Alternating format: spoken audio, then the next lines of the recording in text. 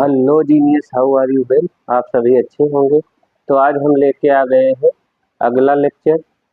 Next lecture हमने देखा था कि कोई गतिमान आवेश है, एक समान चुंबकीय क्षेत्र में प्रवेश करता है चुंबकीय क्षेत्र से किसी कोण पर, तो उस पर क्या बल लगता है वो हम लोगों ने प्रूफ किया था, उसका वेक्टर फॉर्म भी देखा था।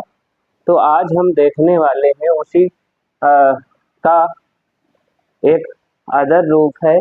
अगर कोई चालक है हमारा, कोई धारावाही चालक एक समान चुंबकीय क्षेत्र में रखा जाता है, तो उस पर कितना बल लगेगा और उसका डेरिवेशन क्या है, बेसिक क्या है और उसका कॉन्सेप्ट क्या है, वेक्टर फॉर्म क्या है, A to Z आज जानने वाले हैं। और इसकी PDF भी हम कोशिश करेंगे आपको प्रोवाइड कराएं। तो बहुत सारी बातें जानने वाले हैं। गतिमान आवेश पर बल से धारावाही चालक पर बल की व्याख्या करेंगे, यानी explanation of force on current carrying conductor on the basis of force on moving charge. तो ये हम लोग देखने वाले हैं। तो आप नेक्स्ट लेक्चर में नहीं देखे हैं तो जरूर जाके देखिए, क्योंकि उसका यहाँ पर बहुत ज़्यादा यूज है। अभी सारी बातें उसकी हम यहाँ पर आएंगी, तो आपको अगर देखा नहीं होगा, नॉलेज नहीं होगा, तो आपको कम समझ में आएगा। तो आप अवश्य देखिए, उसके बाद ये लेक्चर अच्छे से समझ में आएगा। तो यहाँ पर हम लोग ये बात करने वाले हैं कि हमने देखा था लास्ट में कि कोई हमारा धारावाही चालक था, तो उस पे जो लॉरेंज बल था F बराबर Q B क्रॉस B ये था, या इसका स्केलर रूप था हमारा QBB साइन थीटा था हमारा। तो ये इतना मैग्नेटिक फोर्स आया था, लॉरेंज बल आया था F बराबर QBB साइन थीटा। यानी अगर वो चुंबकीय क्षेत्र की दिशा से कोई कोण पर रखा होता था तो उसपे बल लगता था। अगर चुंबकीय क्षेत्र की दिशा में हो चालक तो उस पर कोई बल कार्य नहीं करता था। ये हम लोग अच्छे से समझे थे। यहाँ पर और भी कुछ चीजें हम लोग अभी जानेंगे। अगर मान लो ये चुंबकीय क्षेत्र है हमारा इस साइड में, और इधर ऐसे ही रखा जाए, आपका आवेश ऐसे ही निकले इसकी दिशा में तो कोई फोर्स नहीं लगता था, और लंबवत निकले तो अधिकतम फोर्स लगता था, और वो F बराबर उसका मैग्नीट्यूड F बराबर QBG होता था, क्योंकि साइन 91 हो जाता था हमारा। और बल की दिशा भी हमने उसकी डायरेक्शन भी V क्रॉस B से निकाली थी। तो इस तरह से अब यहाँ पर हम इसी के आधार पर व्याख्या करने वाले हैं। तो चलिए,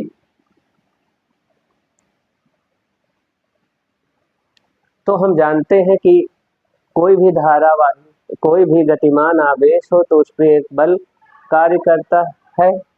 तो लिखेंगे यदि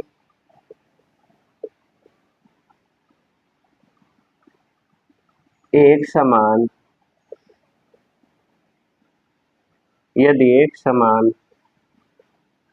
चुंबकीय क्षेत्र में कोई धारावाही चालक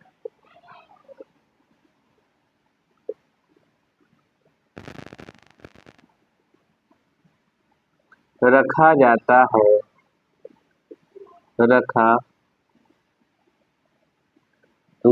है तो उस पर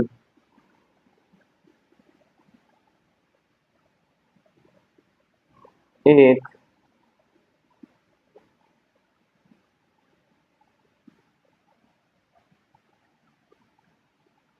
तो चालक के कणों पर, तो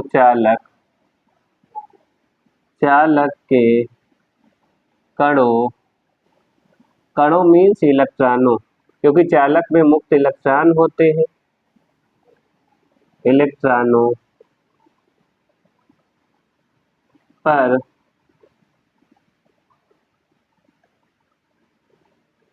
एक बल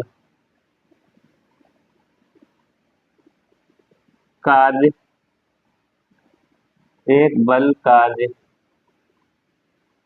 करता है,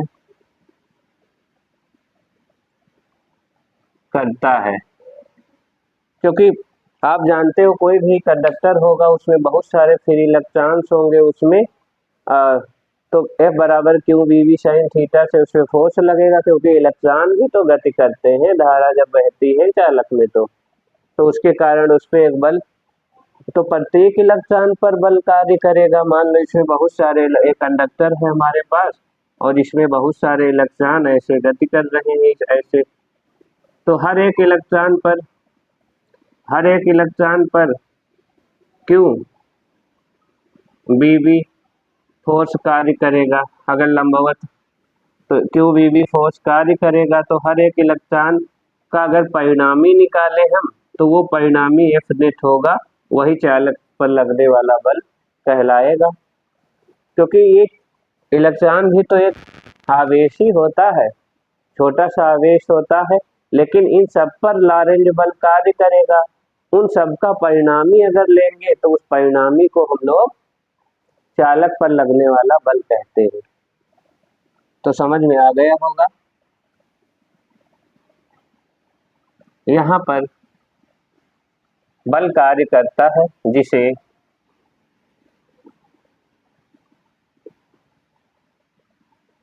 सूक्ष्म स्तरीय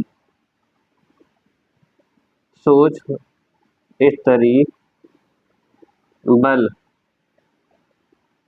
कहते हैं, या लॉरेंज बल भी कह सकते हो। इन सभी, अब कहेंगे इस बल के परिणामी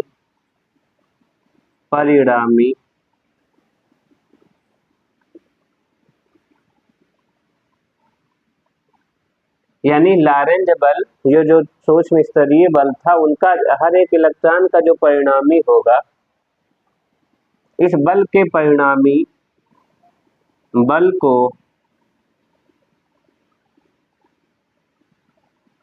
चालक पर लगने वाला बल कहते हैं, चालक पर लगने वाला बल कहते हैं। तो बहुत बेसिक है।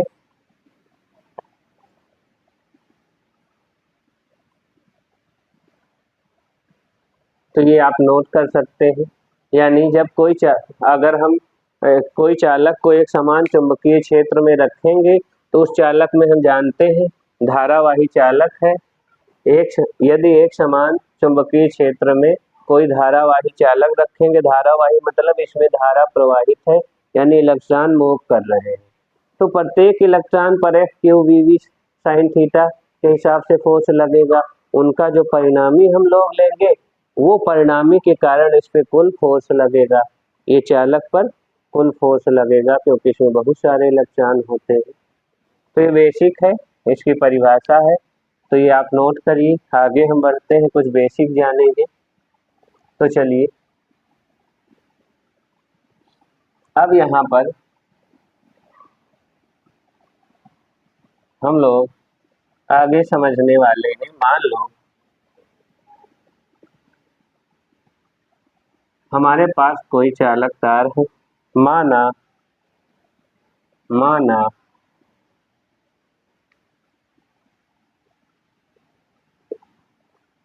कोई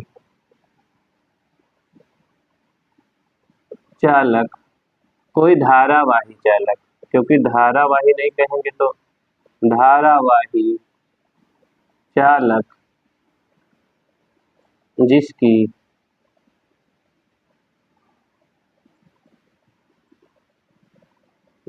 लंबाई कैपिटल एल कह लेंगे, कैपिटल एल या स्मॉल एल जो भी चाहो आप, कैपिटल एल है आपकी मर्जी, ठीक। कैपिटल एल है, इसे एक समान चुंबकीय क्षेत्र में चुंबकीय क्षेत्र, तो चुंबकीय क्षेत्र आप जानते हो बी से प्रदर्शित करते हैं, क्षेत्र से थीटा कोण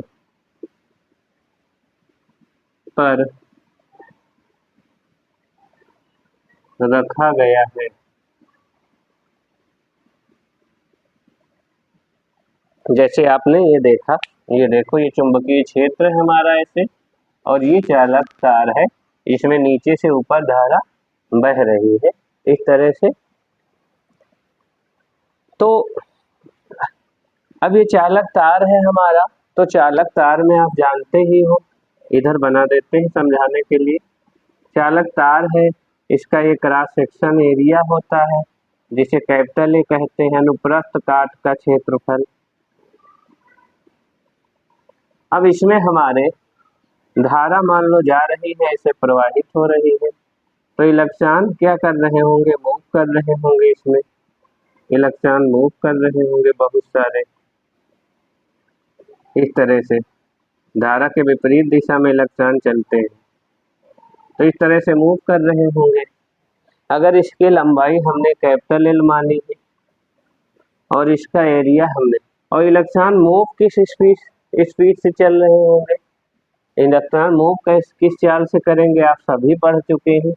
अनुगमन वेग के आधार पर वो न्यूनतम वेग अनुगमन वेग होता है, उसी स्पीड से ही गति कर रहे होंगे धारा के विपरीत दिशा में। तो अगर हम कहें कि इलेक्ट्रॉन, इसका अगर हम कहें किसी पर्टिकुलर टाइम पर, यहाँ की बात करें, मान लो एक क्रॉस सेक्शन है, तो एक सेकंड में जितने इलेक्ट्रॉन यहाँ से निकल जाएंगे वो कुल इलेक्ट्रॉन कहलाएंगे। इस क्रॉस सेक्शन एरिया से जितने इलेक्ट्रॉन इस पार से इस पार चले आए, मान लो 100 चले आए, तो एक सेकंड में हम कहेंगे 100 इलेक्ट्रॉन चले आए, और 200 चले आए तो 200 चले आएंगे। लेकिन ये बात इस पे उसकी अनुगमन वेग पर निर्भर करती है। अनुगमन वेग हमारा यानी ड्रिफ्ट वेलोसिटी अगर धीमे है तो कम इलेक्ट्रॉन यहाँ से जा पाएंगे पर्टिकुलर एक सेकंड में, और तेज है तो तेजी से गुजर जाएंगे बहुत सारे इलेक्ट्रॉन, क्योंकि जल्दी जल्दी वो निकलते चले जाएंगे। तो यहाँ पर हम ये ज्ञात करने वाले हैं कि इसका अगर हम आयतन की बात करें तो इसका आयतन क्या होगा, और पहली बात तो हम ये ज्ञात करने वाले हैं कि कितने इलेक्ट्रॉन इस क्रॉस सेक्शन से निकल जाएंगे। तो सीधी सी बात है, हम लोग जानते हैं जो दूरी होगी, दूरी बराबर होता है चाल गुणे समय, बिल्कुल बेसिक फार्मूला। अब चाल क्या है, इलेक्ट्रॉन की चाल है bd और समय हमने मान लिया 1 सेकेंड, तो ये इलेक्ट्रॉन bd दूरी तय करेगा 1 सेकेंड में, पर्टिकुलर हर एक इलेक्ट्रॉन bd दूरी तय करेगा। अब अगर bd दूरी मान लो यहाँ से लेके यहाँ तक है, ये क्या है, ये bd दूरी है, तो अगर हम लोग इसका वॉल्यूम निकाल इस इतने क्रॉस सेक्शन के, मान लें ये इलेक्ट्रॉन यहाँ से यहाँ आ गया, यानी ये bd दूरी है यहाँ से लेके यहाँ तक, तो इसका अगर हम आयतन निकाल ले और उस आयतन को एक इलेक्ट्रॉन से गुणा करा दे तो इलेक्ट्रॉन पर कुल आवेश आ जाएगा। तो पहले तो हम निकालेंगे कुल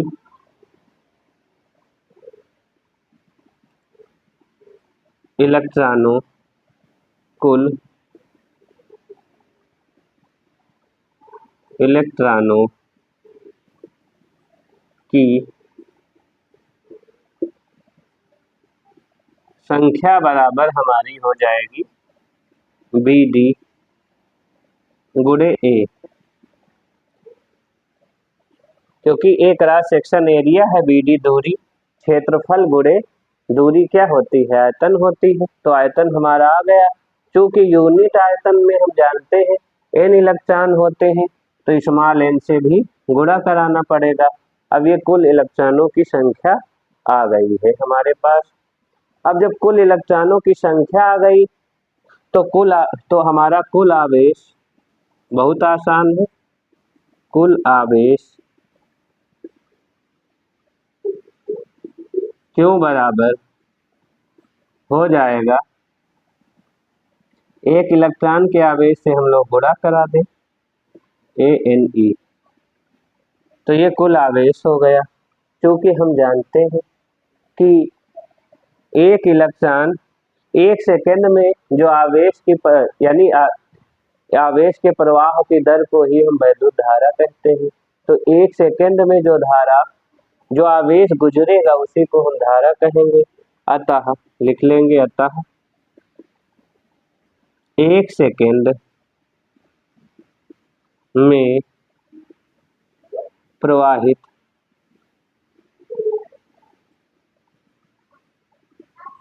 आवेश वैद्युत धारा कहलाता है। धारा कहलाता है। तो धारा हमारी आ चुकी है, इसको सही से लिख लें तो ANE BD, ये हमारी करंट आ गई है। ये करंट आ गई।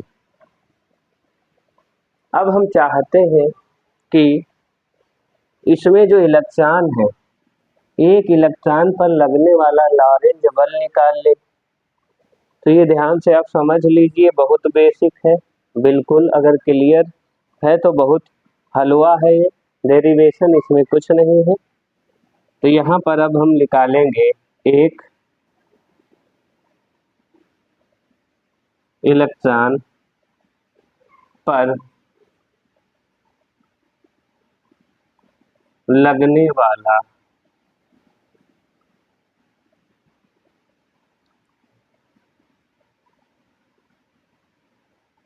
लॉरेंज बल। हम एक इलेक्ट्रॉन है इसलिए F डैश मान लेंगे। तो एक इलेक्ट्रॉन पर लगने वाला जो बल है, ये हम लोग F बराबर क्यों VV लिए थे, तो वही लगाएंगे। क्यों B क्या होगी, यहाँ इलेक्ट्रॉन की जो ड्रिफ्ट वेलोसिटी है वो V लोगे, क्योंकि धारावाही चालक में कौन चल रहा है, इलेक्ट्रॉन चल रहा है, तो इसकी चाल लोगे ड्रिफ्ट वेलोसिटी वाली। और आवेश क्या लोगे, आवेश लोगे एक इलेक्ट्रॉन का आवेश, क्यों VV sin थीटा। ये हमारा एक इलेक्ट्रॉन पर इतना बल लग रहा है। अब इस पूरे चालक का अगर हम आयतन देखें, अगर हम कहें पूरे चालक पर कितना बल लग रहा है, तो कुल इलेक्ट्रॉन हम निकाल लें। तो कुल इलेक्ट्रॉन इसके पूरे चालक के लिए ये वाला इतना नहीं, ये वाला आयतन नहीं लगेगा जो आपने अभी ड्रिफ्ट वेलोसिटी वाला लिया था। यहाँ से यहाँ तक का आयतन फिर से निकालना पड़ेगा। तो कुल चालक पर लिखेंगे, चालक पर लगने वाला, चालक पर लगने वाला कुल बल। तो कुल बल हमारा मान लो क्या है, इधर लिखे दे रहे हैं F है, तो एक इलेक्ट्रॉन पर लगने वाला बल गुणे इलेक्ट्रॉनों की संख्या, ये फार्मूला है। यानी F डैश क्या है, एक इलेक्ट्रॉन पर लगने वाला बल है, गुणे इलेक्ट्रॉनों की संख्या कितनी है, कुल वॉल्यूम हो जाएगा A इंटू एल, ये इतना आयतन, अनुप्रस्थ काट का क्षेत्रफल गुणे कुल लंबाई होता है आयतन, और एक एकांक आयतन में स्मॉल एन इलेक्ट्रॉन है, तो इतने आयतन में स्मॉल एन से गुणा कराना पड़ेगा, तो ये कुल बल यहाँ से आ जाएगा हमारा। ध्यान से देखिए, तो यहाँ बिल्कुल डेरिवेशन हमारा हो चुका है, अब यहाँ मान रखना है बस। तो यहाँ पर हम लोग मान रख दे E B D B sine theta into A N capital N, ये अब हम लोग, ये हमारा आ चुका है, अब इसको व्यवस्थित लिखना है, तो आप इसको नोट कर लीजिए, इसको मिटाना पड़ेगा और बेहतर। अब इसका वेक्टर फॉर्म समझने वाले हैं और इसकी स्पेशल कंडीशन समझेंगे, तो ये सारी चीज हम लोग समझने वाले हैं। तो यहाँ पर आपने ये देखा, आई अभी हम बनाएंगे वहाँ पर, तो इसको व्यवस्थित लिख लेते हैं हम लोग। F बराबर लिख लेंगे, F बराबर A N E B D साथ में लिख लेंगे, और B और कैपिटल L साइन थीटा, तो ये हमारा I बन गया। तो ये हमारा F बराबर I B capital L sine theta बन गया है न्यूटन, ये हमारा फार्मूला बना है। अब यहाँ आप जानते हो कि ये अदिश रूप है, चालक पर लगने वाला जो बल है उसका अदिश रूप है। सदिश रूप के लिए भी हम देखने जा रहे हैं, तो सदिश रूप में आपको कायदे से समझाना पड़ेगा फोर्स की दिशा क्या होती है। अगर सदिश रूप आप ज्ञात रखोगे तो बहुत ही हलवा है, आपको चालक पर लगने वाला बल हमेशा ज्ञात करने में चुटकियों में आ जाएगा तुरंत ही। तो इसको आप नोट करिए, इसको मिटाते हैं, उसका सदिश रूप हम लोग देखते हैं। स्क्रीनशॉट लें या फिर इसको नोट करें। तो चलिए इसको हम मिटा रहे हैं।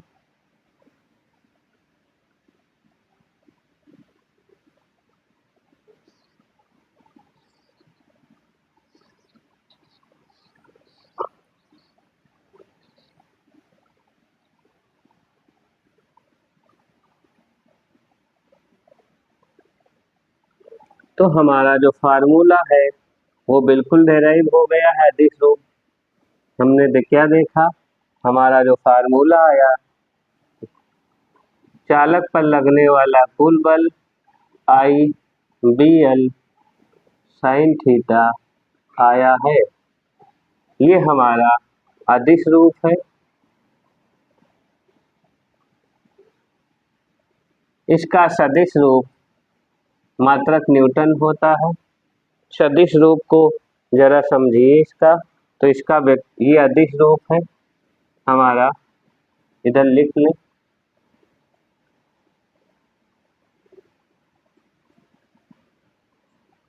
सदिश रूप में वेक्टर लगा लेंगे, I बाहर रखेंगे, L क्रॉस B ये रहेगा, ये सदिश रूप है।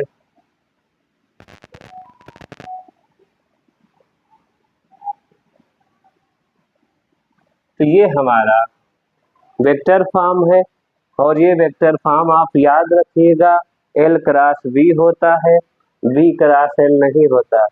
L क्रॉस B याद रखिएगा, इसमें गलती हो जाएगी तो हमारा चालक पर लगने वाला बल भी गलत डायरेक्शन में, हालांकि इसके चालक पर लगने वाले बल के लिए दाएं हाथ का नियम नंबर 2 भी है, फ्लेमिंग के बाएं हाथ का नियम है, ये सारे हैं। लेकिन एक ही नियम क्यों ना याद रखो, फर्जी में 20 नियम याद रखोगे, कंफ्यूजन ही तो बढ़ता है। तो यहाँ पर देखिए, ये हमारी चुंबकीय क्षेत्र है इस तरह से, और ये हमारा चालक तार है, ये थीटा कोण बना रहा है, ध्यान से समझिए। ये चुंबकीय क्षेत्र, ये चालक तार, ये थीटा कोण बन रहा है। तो हम क्या करते हैं, जो पहले वेक्टर होता है एल वेक्टर को हम हाथ को धारा की दिशा नीचे से ऊपर इसमें जा रही है, यानी इसमें जो धारा की दिशा हमारी जा रही है वो इधर से इधर जा रही है। बोर्ड के अनुसार अगर देखो आप तो हाथ को ऐसे फैलाओ और आप, ये चुंबकीय क्षेत्र हमारा इस तरह से है, इस तरह से बोर्ड पर हाथ को ऐसे फैलाओ, आप देख ही रहे हो, इस तरह से आपका चालक है। तो हाथ को ऐसे फैलाओ और बी की तरफ कर्ल करो, तो ये आपका, यहाँ पर अगर आप ऐसे देखो तो इस तरह से बोर्ड में ऐसे बना है, आप कंफ्यूज मत होइएगा। बोर्ड चूंकि 2D है, 3D का फिगर है, XYZ भी तो है, फोर्स भी तो ऊपर लग रहा है यहाँ पर। तो इस तरह से आप करोगे और ऐसे इस तरह से ऊपर की ओर बल लगेगा, ये ऐसे बल लगेगा। लगने वाला बल धारावाही चालक और चुंबकीय क्षेत्र दोनों के लंबवत है, इस तरह से है आपका धारावाही चालक और चुंबकीय बल जो है धारावाही चालक में और तथा चुंबकीय क्षेत्र दोनों के लंबवत है। इस तरह से आप करोगे, ऊपर आएगा। अब इसकी स्पेशल कंडीशन हम लोग देख लेते हैं फटाफट। तो विशेष स्थितियां क्या है, अगर यही चालक जो हो, यहाँ पर विशेष स्थितियां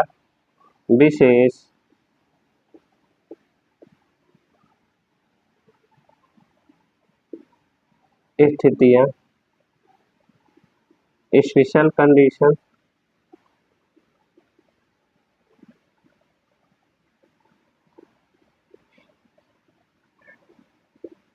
क्या है। तो पहली कंडीशन है, यदि थीटा बराबर 90 है, यानी जो चालक आपने रखा है वो चुंबकीय क्षेत्र के लंबवत रखा है, तो अधिकतम बल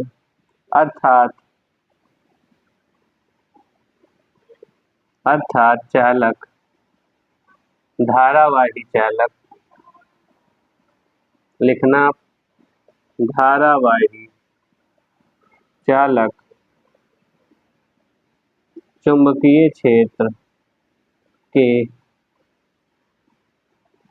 लंबवत रखा है, चुंबकीय क्षेत्र के लंबवत रखा है, तो लगने वाला बल अधिकतम होता है, ये लिख लो, लगने वाला बल मैक्स होगा, F मैक्सिमम होगा, और कितना होगा, sin 91 हो जाता है, हो जाएगा IBL sin 90, तो sin 91 हो जाएगा आपका, तो IBL आ जाएगा, ये आ जाएगा, इतने न्यूटन का बल लगेगा। सेकेंड कंडीशन है हमारी, यदि थीटा बराबर 0 डिग्री है, अर्थात चुंबकीय क्षेत्र की दिशा में चालक को रख दो। तो चुंबकीय क्षेत्र की दिशा में मीन्स ऐसे चुंबकीय क्षेत्र है और ऐसे चालक तार रख दो उसी दिशा में, सेम तो कोई बल नहीं लगेगा क्योंकि साइन 0 0 होता है। आप लिख लीजिएगा, अर्थात धारावाही चालक को चुंबकीय क्षेत्र की दिशा में रखा जाता है तो उस पर कोई बल नहीं कार्य करता है या न्यूनतम बल 0 लगता है, ऐसा भी कह सकते हो। अर्थात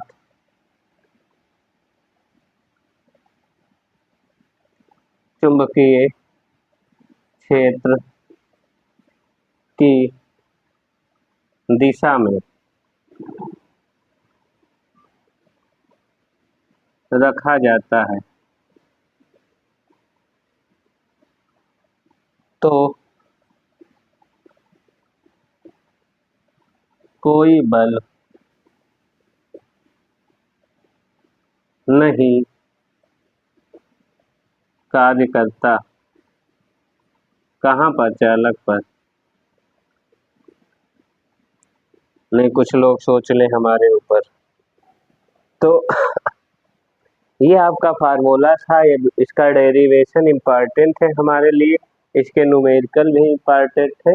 तो किसी दिन 1 शॉट रखेंगे न्यूमेरिकल के लिए। तो आशा करते हैं आप सभी को बहुत अच्छे से समझ में आया होगा। अगर ना समझ में आया हो तो एक बार फिर से देखें, अवश्य समझ में आएगा। आप लोग हो ही जीनियस, क्यों नहीं समझ में आएगा। तो फिर मिलेंगे अगले लेक्चर में। Thanks for watching.